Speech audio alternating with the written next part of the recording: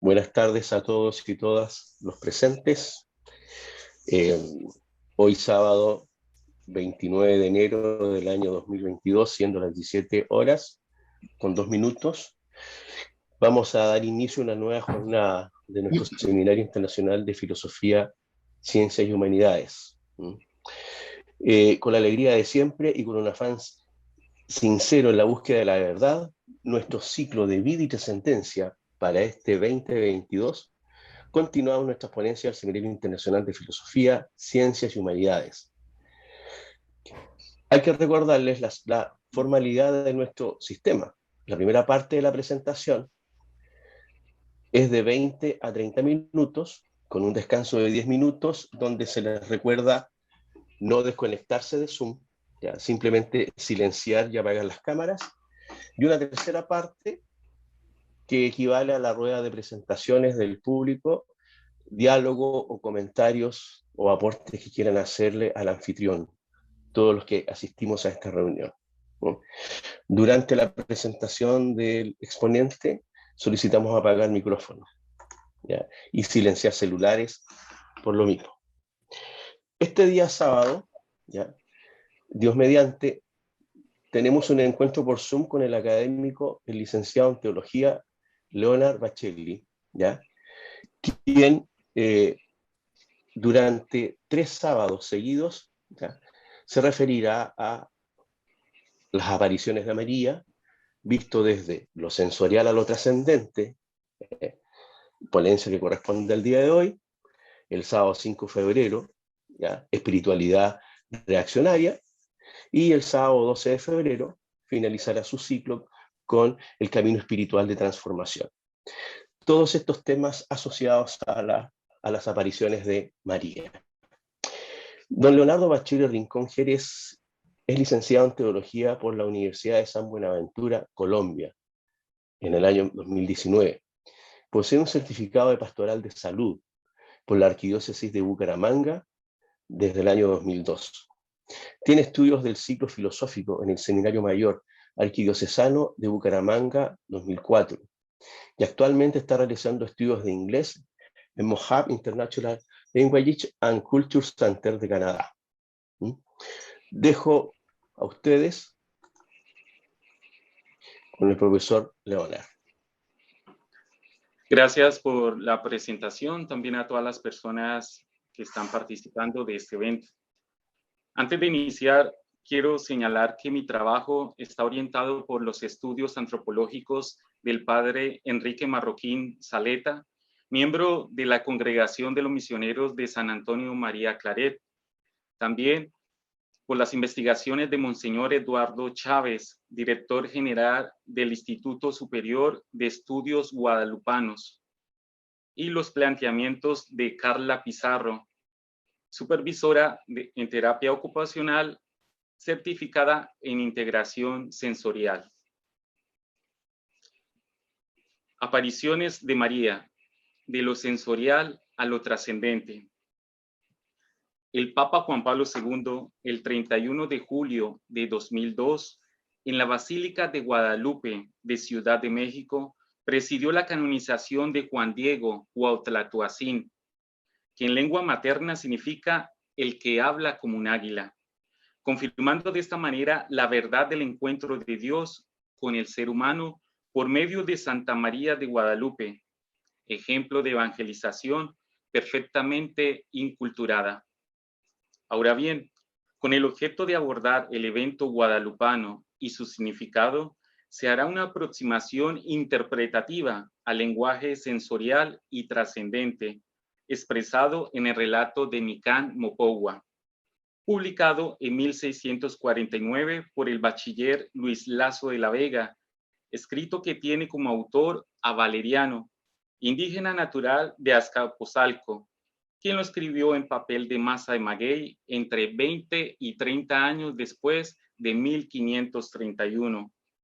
Igualmente, se abordará elementos indirectos en torno a Juan Diego, primer indígena canonizado del continente americano, para desarrollar un acercamiento a la comprensión del lenguaje conceptual en el relato Nicán Mopogua. debemos señalar que las apariciones marianas no pertenecen al contenido de la fe, ya que se consideran revelaciones privadas y por tratarse de apariciones no son posibles pruebas históricas directas. Y el creer o no creer que la Virgen de Guadalupe se le haya aparecido a Juan Diego no es dogma de fe. No obstante, la santidad de Juan Diego sí es dogma de fe, y la devoción guadalupana representa la configuración cultural de los pueblos indígenas con el Evangelio y ejemplo paradigmático de la presencia misionera cristiana en México. Con respecto a la ascendencia de Juan Diego, encontramos que estaba conformada por más de 600 grupos indígenas que hablaban unas 80 lenguas. Sus núcleos territoriales eran en su mayoría pequeños poblados con algunos centros urbanos, con miles de habitantes, asentamientos donde se desarrollaron las grandes civilizaciones aztecas, mayas y mixteco-zapotecas, que tienen en común algunas pautas culturales. Los aztecas, mexicas, pueblo mesoamericano de filiación nahua, originalmente nómada de las regiones del norte, establecieron sus dominios sobre el lago de Tenochtitlán. Según las crónicas, fruto de la interpretación de la visión de un islote, donde encontraron el oráculo dado por sus dioses como signo divino para su asentamiento. Un águila parada sobre un nopal devorando una serpiente.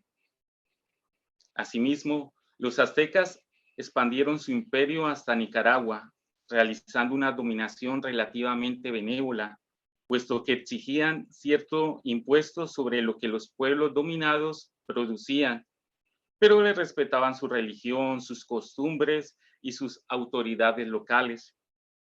Con la llegada de los españoles en 1519 a las costas de México se daría inicio al sometimiento de los pueblos indígenas. Bajo la conducción de Hernán Cortés, la tecnología bélica se impuso, lo cual provocó grandes masacres, epidemias por la gran mortandad y los cadáveres arrojados al lago, empobrecimiento frente a las fuertes crisis agrícolas, enfermedades desconocidas como la peste, la viruela y la sífilis, para las cuales el cuerpo de los indígenas no había desarrollado defensas. La codicia de los colonos, junto con el ansia del oro, obligó a los vencidos a trabajos intensos, para los cuales no estaban habituados. Ante estos eventos se perdió la motivación para procrear, al no querer que sus hijos fueran esclavos. Estudios demográficos dan cuenta del exterminio de la raza indígena. Según sus cálculos, la población prehispánica de México alcanzaba unos 25 millones de personas, pero entre 1519 y 1607 había disminuido un 95%. Por otra parte, los pueblos indígenas sufrieron la desaparición de su mundo simbólico, cultural, centrado en lo religioso, la destrucción de sus códices y las grandes imágenes de sus dioses, sus venerados mitos cosmogónicos, expresión de más profunda visión del mundo, junto a sus solemnes rituales litúrgicos, quedaron proscritos. Sin embargo, en medio de estas realidades de dolor, no se puede dejar de reconocer la grandeza de los primeros misioneros, especialmente los franciscanos, quienes fomentaron la conjugación de ambas civilizaciones, presentando el mayor grado de humanismo de su tiempo. Mediante su testimonio y enseñanza en las lenguas indígenas mismas, lograron formar un grupo de catecúmenos, indígenas sinceramente convertidos a la nueva fe y educados en el Colegio de Santa Cruz de Tlatelolco, aprendiendo el latín, el español y las artes.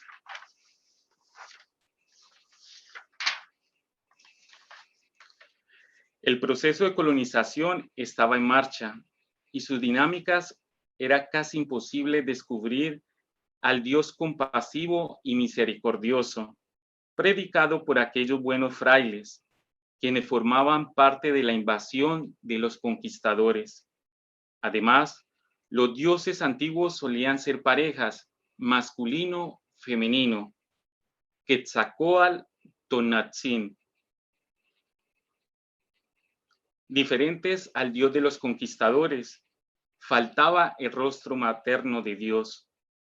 El 13 de agosto de 1521, México, Tenochtitlán, cayó en poder de los conquistadores. A los 10 años de la conquista de la Ciudad de México, tuvo lugar las apariciones de la Guadalupana, época donde los combates ya habían cesado. Juan Diego, laico, sencillo, humilde y mensajero fiel, nace en 1474, bautizado en 1524 y muere en 1548. Su encuentro con Santa María de Guadalupe se da en 1531, relato mencionado por manuscritos, códices, testamentos, documentos pictóricos, entre otros. Uno de ellos es la publicación del bachiller mexicano Miguel Sánchez, donde expresa: imagen de la Virgen María, Madre de Dios de Guadalupe, milagrosamente aparecida en México. En este marco histórico que se ha presentado en torno a la persona de Juan Diego, encontramos las narraciones de la fuente El Nicán Mopohua, clasificado de 1545 a 1548, donde se detalla el acontecimiento guadalupano. Ahora bien, en el ejercicio de reflexionar sobre la palabra escrita de este texto, podemos identificar un lenguaje sensorial, entrelazando las ideas de los enunciados, los cuales permiten un efecto formativo.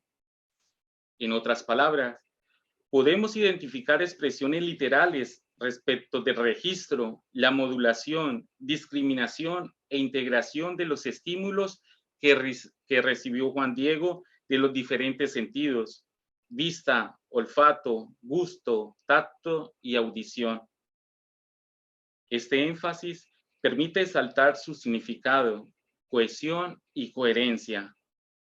Ahora bien, debemos señalar que la percepción sensorial de naturaleza mortal es diferente a la de los sentidos espirituales, los cuales son instrumentos de percepción espiritual de naturaleza metafísica.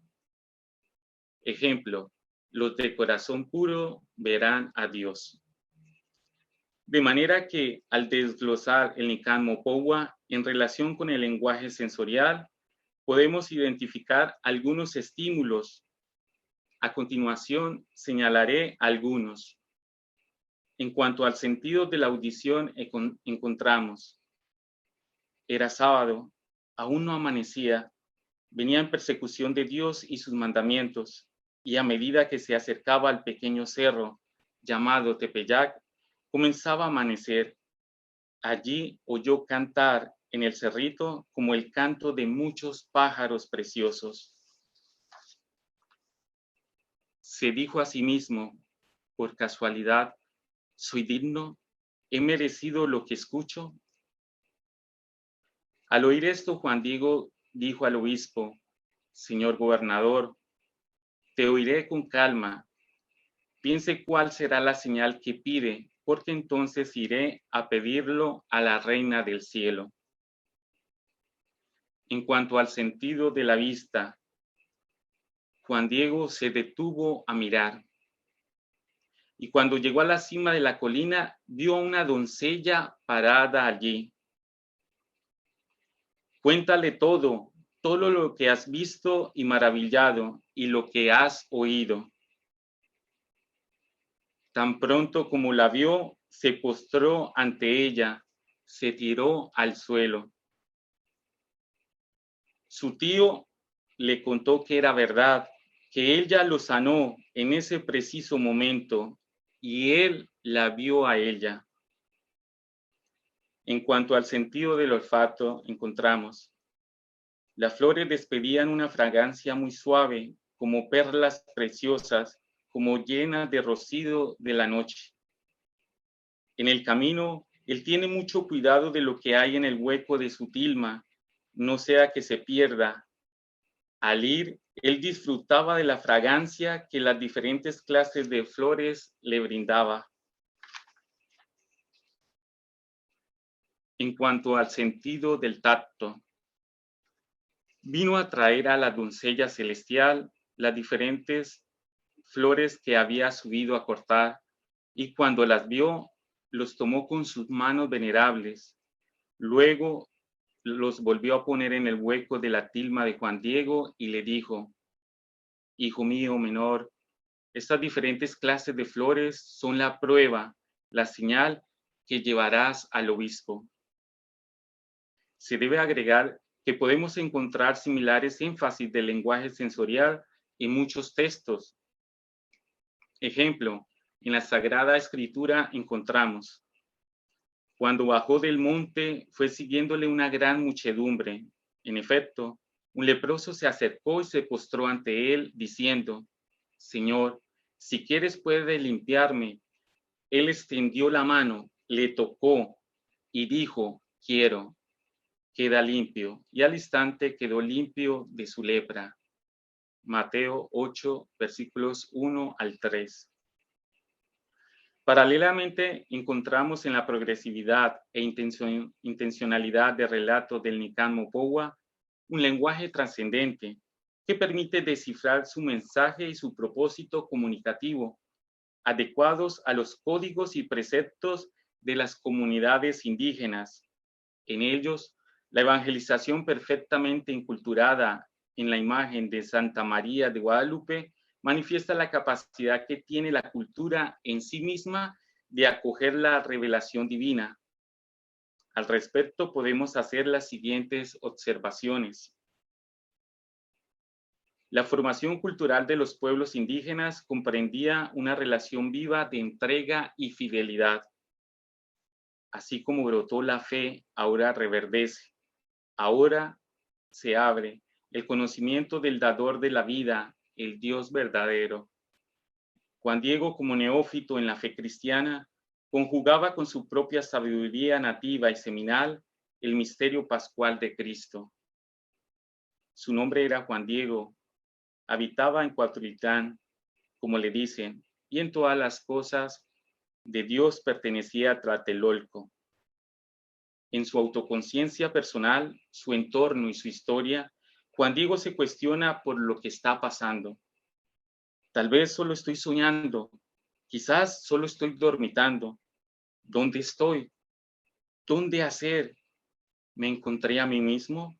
¿Es posible que yo esté en el lugar antiguo de nuestros antepasados, que nuestros abuelos nos contaron, en la tierra de las flores, en la tierra del maíz, de nuestra carne, de nuestro sustento, quizás en la tierra de los cielos? El momento de la llamada a Juan Diego es el amanecer, que en aquella cosmogonía fue la hora cuando sucedió la creación. Estaba mirando hacia la cima de la colina, hacia la dirección desde donde sale el sol. El encuentro guadalupano es cristocéntrico. Yo soy verdaderamente la siempre perfecta Santísima Virgen María, que tiene el honor de ser la madre del único Dios verdadero, por quien todo vivimos, el creador de las personas, el Señor de todo lo que nos rodea y de lo que está cerca de nosotros, el Señor del cielo, el Señor de la tierra. Quiero mucho que construyan aquí mi casita sagrada. La obra está puesta en Dios, como nos enseña San Pablo. Dios ha elegido en el mundo lo que es nada para convertir en nada las cosas que son. Juan Diego dice: porque soy realmente solo un hombre del campo, soy la cuerda del portero, soy Marco, solo una cola, un ala. Yo mismo necesito ser guiado, llevado adelante.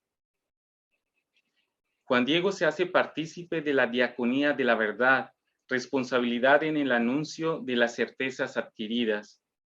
y cuéntale otra vez cuidadosamente como yo, la siempre Virgen María, personalmente te elegí. Yo soy la Madre de Dios y te envío como mi mensajero. Juan Diego poseía la concepción que existimos y lo inevitable de nuestra muerte. Y ahora iré rápidamente a tu casita en México para llamar a uno de los amados de nuestro Señor, uno de nuestros sacerdotes, para que se vaya a oír su confesión y prepararlo, porque en realidad para esto nacimos, nosotros que vinimos a esperar la tarea de nuestra muerte. Santa María de Guadalupe, como conductora de la intervención de Dios, mira la situación opresiva por la que atraviesa su pueblo y decide actuar. El tío representa a todo el vulnerable pueblo mexica conquistado. Nada más te preocupe, te turbe, porque él no va a morir de eso por ahora. Puedes estar seguro que ya está curado. El cerro, un erial pedregoso, queda transfigurado en la tierra de la flor. En agua, flor y canto simbolizan la verdad y la belleza. Cuando llegué a la cima de la pequeña colina, vi que ahora era la tierra florecida. Habían brotado varias flores, como rosas castellanas, las más finas que hay, llenas de rocío, espléndidas. La tilma, como prolongación del cuerpo, connotaría que esa verdad forma ya parte de Juan Diego y nadie se la podría quitar. Allí su tilma se convirtió en la señal, apareció de repente la imagen amada, Santa María, Madre de Dios, en forma y figura en que ahora está, donde se conserva en su amada casita, en su casita sagrada de Tepeyac, que se llama Guadalupe. Según lo manifestado anteriormente, podemos concluir. Primero, por medio del lenguaje sensorial de naturaleza mortal en la narrativa guadalupana, podemos señalar el énfasis en la descripción de algunos estímulos para dar cohesión, coherencia y significado a la intervención de Dios, conducida por medio de su propia madre. Segundo, en la reflexión del lenguaje trascendente usado en el relato del evento guadalupano, contenido en el Nicán Mopohua, se manifiesta un mensaje cristocéntrico, una narración de esperanza para la comunidad indígena que adquiere su validez en la persona de Juan Diego. Tercero, meditando en el mensaje de Santa María de Guadalupe contenido en el Nicán Mopohua, encontramos elementos para la formación del discipulado en Cristo. Cuarto, la progresividad y la intencionalidad perfectamente enculturada del relato de Nicán Mopohua permite identificar el signo del amor, la unidad, la armonía y la nueva vida en la verdad del Evangelio. Y quinto, el relato de Nicán Mopohua nos manifiesta desde la imagen de Santa María de Guadalupe la sacralidad de los empobrecidos y oprimidos de la tierra. Gente inculturada, Papa Juan Pablo II, Totus Tuus María. Muchísimas gracias.